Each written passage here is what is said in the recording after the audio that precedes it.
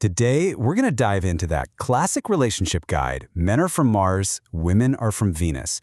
We're going to unpack a really simple but honestly powerful idea that might just explain why we clash with the people we love the most.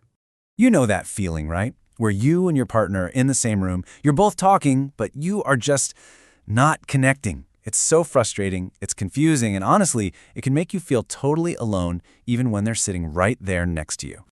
I mean, does this sound familiar? She comes home after a crazy day at work, and all she wants to do is just vent. But you immediately jump in with a full-blown action plan to solve all her problems.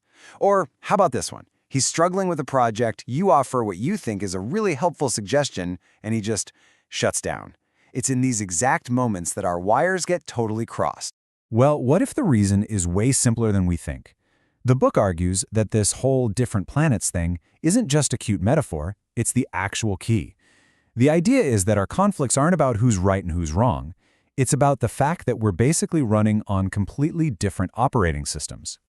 So where does this whole idea of different programming even come from? Well, the book kicks things off with this simple but really effective origin story that kind of sets the stage for everything else. So I want you to picture two totally different worlds. Over on Mars, you've got the Martians. They were all about challenge. Their whole sense of self was built on hitting targets, solving problems, and being strong. Then, way over on the other side of the solar system, you have Venus. The Venusians were all about connection, communication, and harmony. They valued love, beauty, and taking care of each other. Two very different societies, but both completely functional on their own. Okay, so the story goes something like this. The Martians, with their telescopes, spotted the Venusians and were just mesmerized. They built spaceships, flew to Venus, and of course, the two groups fell madly in love. His strength was the perfect match for her nurturing spirit. They were just perfect for each other. So they decide, hey, let's find a new home together, and they set off for Earth. But somewhere along the journey, they get hit with this planetary amnesia. When they wake up on Earth, they've completely forgotten that they come from two totally different worlds. And right there, that's the core of the problem according to this framework. We're all still running our original home planet software, but we've completely forgotten that crucial piece of information. So we expect our partners to think like us, to feel like us, and to react just like we do. And when they don't, we think something's wrong, either with them, with us, or with the relationship itself. All right, so let's dig into the first classic clash that comes from this planetary amnesia. It's the dynamic of Mr. Fixit versus the Home Improvement Committee. And I bet this one is going to sound pretty familiar. So what's wild here is how the exact same situation can trigger completely opposite reactions. When she's venting about her horrible day, what she's really looking for is connection and empathy. But what he hears is a problem that needs a solution. And for him, offering that solution is his way of showing he loves her.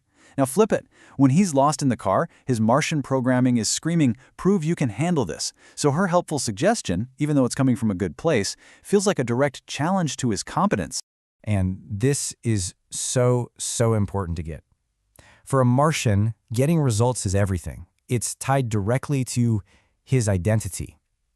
When he solves a problem, he feels capable, he feels worthy, he feels like he's providing. So offering a solution isn't his way of brushing off her feelings, it's literally his primary way of showing he cares. He's trying to be her hero.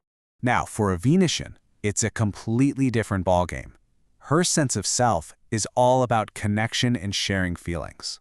When she talks about her problems, she's not looking for a fix. She's sending an invitation for him to come into her world, to build closeness.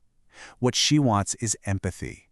She wants to feel heard, understood, and supported, not managed. Okay, on to the next major conflict zone. This one's all about how we handle stress. And you guessed it, the approaches are from completely different solar systems. When a Martian is under pressure, his instinct is to pull back. He retreats into his cave.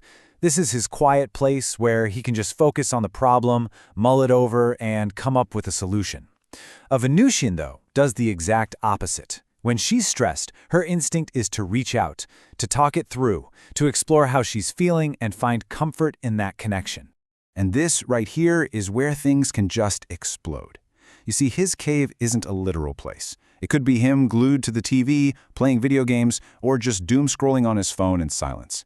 From his point of view, he's just trying to concentrate and solve the problem. But from her perspective, it feels like he's giving her the silent treatment, like he's pushing her away.